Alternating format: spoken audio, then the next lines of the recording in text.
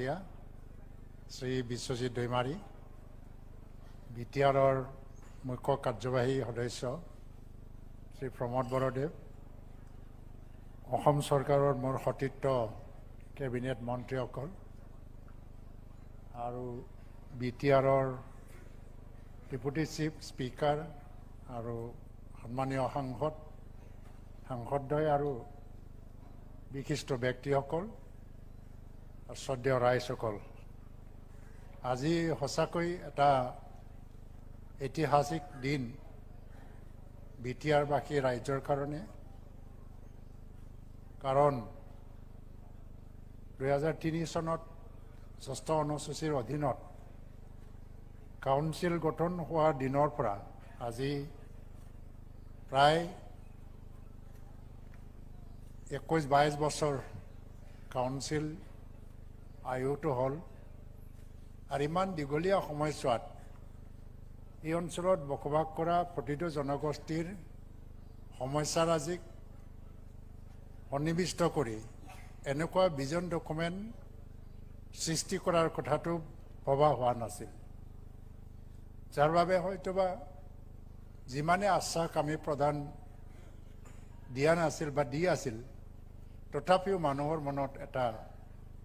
বিশ্বাস আৰু আস্থাটো অহা নাছিল যে সঁচাকৈ এই কাউন্সিল চৰকাৰে আমাৰ সকলো জনগোষ্ঠীৰ কাৰণে ভাবে নে নেভাবে। কাৰণ মৌখিক এটা আশ্বাসন আৰু বিশেষকৈ ৰাজনৈতিক পথাৰত মানুহে বিশ্বাস কৰিবলৈ টান পাইছিল। কিন্তু আজিৰ পৰা এই ডকুমেণ্টটো পাব্লিছ কৰি ওলোৱাৰ পিছত আজি উন্মোচন কৰা হ'ল, এইটো ডকুমেণ্টেড হৈ গ'ল, ডকুমেণ্টেশ্যনত গুচি গ'ল। আৰু ক'ব লগা কথা নাই, আৰু ক'বলৈ প্ৰয়োজন নাই যে আমি সকলোৱে বিটিআৰৰ পৰিয়াল,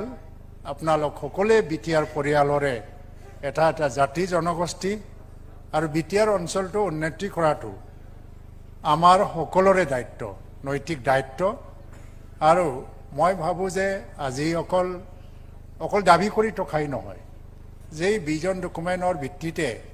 আপোনালোকে নিজেও আগবাঢ়ি আহিব লাগিব। চৰকাৰ সেইসকলকে সহায় কৰিব পাৰে যিসকলে নিজে আগবাঢ়ি আহে। আৰু মই কাৰণে চব জনগোষ্ঠীক নিজৰ ভাষা সংস্কৃতি ৰক্ষাৰ ক্ষেত্ৰত নিজৰ জাতিৰ ভিতৰতে আভ্যন্তৰীণভাৱে দেখা দিয়া সমস্যাবিলাক দূৰ কৰি কেনেকৈ আত্মবিশ্বাসেৰে আগবাঢ়ি আহে তাৰ কাৰণে মই আহ্বান জনাম। বিটিআৰত শান্তি আহিছে, 4 বছৰত বোমা ফুটা নাই, হিংসাত্মক ঘটনা হোৱা নাই। বিগত 30-35 বছৰত এটা হিংসাৰ অধ্যায় গ'ল, অশান্তিময় এটা বড়োলেণ্ড এৰিয়া। এই পৰিস্থিতিত অকল এটা জনগোষ্ঠীয়ে হাৰাশাস্তিৰ সন্মুখীন হোৱা নাছিল। উগ্ৰবাদৰ হাতত যদি মৃত্যুবৰণ কৰিব লগা হৈছিল, ইয়াত সব জনগোষ্ঠীৰ মানুহে মৃত্যুবৰণ কৰিব লগা হৈছিল। বড়ো জনগোষ্ঠীও মৃত্যুবৰণ কৰিছিল, কেতিয়াবা নিৰাপত্তাৰক্ষীৰ হাতত, কেতিয়াবা নিজৰ নিজৰ মাজত। আৰু যদি হিচাপ কৰা যায়, এই হিংসাৰ দীঘলীয়া এটা পৰিক্ৰমাত বড়ো ভাইসকলৰ জীৱনে বেছিকৈ গ'ল। তো আজি যদি ক'ৰবাৰ ঘৰ চলিছে, বড়োসকলৰো জ্বলিছে। ক্ষতিগ্ৰস্ত আমি সকলোৱে হৈছোঁ। আৰু ইয়াৰ পৰা পৰিত্ৰাণ পাবৰ কাৰণে, ইয়াৰ পৰা মুক্তি পাবৰ কাৰণে অন্য জনগোষ্ঠীয়ে যেনেকৈ আমাক সহায় কৰিছে, আৰু বড়ো জনগোষ্ঠীৰ প্ৰায় সচেতন ব্যক্তি, সচেতন সংগঠন, আপচুৰ নিচিনা বিভিন্ন সংগঠনে কিমান যে চেষ্টা কৰি আহিছিলোঁ, কিন্তু ৰাজনৈতিক এটা সদিচ্ছাৰ অভাৱত আগৰ সময়বোৰত আমি সমাধান সূত্ৰ ওলাব পৰা নাছিল। আৰু কেতিয়াবা সমাধান ওলাইছিল যদিও এটা হাফ ডান এটা সলিউশ্যন কাৰণে সমস্যাবিলাক আকৌ দেখা দিছিলে। কিন্তু 2020 চনত যি সমাধান সূত্ৰ উলিয়ালে নৰেন্দ্ৰ মোদীৰ নেতৃত্বত আৰু ডক্টৰ হিমন্ত বিশ্ব শৰ্মাৰ নেতৃত্বত, স্থায়ী শান্তি স্থাপনৰ ক্ষেত্ৰত এই সমাধান সূত্ৰ আৰু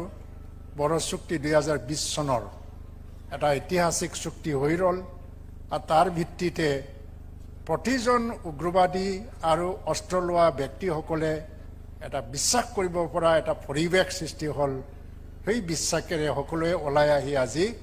শান্তিৰ পথত আজি উন্নয়নৰ কাম কৰিছে উগ্ৰবাদ আমি এনেই দোষাৰোপ কৰিলে নহ'ব উগ্ৰবাদ বিশেষ পৰিস্থিতিৰ সৃষ্টি হয় তেওঁলোকেও হয়তোবা এটা সময় ভাবিছিল যে আমাৰ অঞ্চল উন্নয়ন হোক আমি নিৰাপদ হোক তাৰ বাবে গণতান্ত্ৰিক আন্দোলন চলিছিল কিন্তু গণতান্ত্ৰিক আন্দোলনবিলাকে কোনো ধৰণৰ মৰ্যাদা বা গুৰুত্ব নোপোৱাৰ কাৰণত হয়তো উগ্ৰবাদৰ পন্থা ল'বলৈ বাধ্য হৈছিল কিন্তু এই উগ্ৰবাদ সমস্যা গৈ গৈ গৈ গৈ সমাজৰ ডাঙৰ এটা প্ৰত্যাহ্বান হিচাপে দেখা দিয়াত সমাজৰ প্ৰতিজন ব্যক্তিয়ে এইটো ভাবিবলৈ বাধ্য হ'ল যে এই সমস্যাটো সমাধান কৰিবই লাগে আজি তেওঁলোকে যদি উগ্ৰবাদৰ পন্থা লৈ যিসকলে হাতত অস্ত্ৰ লৈ জংগলত আছিল তেওঁলোকে যদি স্বইচ্ছাই ওলাই নহা হ'লে শান্তি প্ৰতিষ্ঠা সম্ভৱ নহ'লেহেঁতেন আৰু এইকাৰণে আজিৰ দিনত আমি পোৱা এই শান্তিৰ বাবে এই উগ্ৰবাদী সংগঠনৰ নেতা আৰু সদস্যসকলকো আমি ধন্যবাদ দিব লাগিব কাৰণ তেখেতসকলে আগবাঢ়ি নাহিলে শান্তি প্ৰতিষ্ঠা সম্ভৱ নহ'লেহেঁতেন তো আজিৰ পৰা মই বিচাৰিম সকলোৱে আগবাঢ়ি আহক ভিজন ডকুমেণ্টত বহুত কথা লিখা আছে ভিজন ডকুমেণ্ট মানে কি আমি এটা দীৰ্ঘ সময়ৰ দীঘলীয়া এটা বৰ্ষৰ কৰিব লগা এটা নৈতিক দায়িত্ব হিচাপে আমি পালন কৰিব লগা নৈতিক দায়িত্ব হিচাপে এই ডকুমেণ্টটো সৃষ্টি কৰা হৈছে ইয়াত লিখা প্ৰতিটো কথাই আজিকালিৰ ভিতৰত হ'ব লাগে বুলি কোনো কথা নাই এইটো এটা মাৰ্গদৰ্শন বিটিচিৰ কাৰণেও আৰু মাৰ্গদৰ্শন আপোনালোকৰ কাৰণেও সমাজৰ কাৰণেও সংগঠনবিলাকৰ কাৰণেও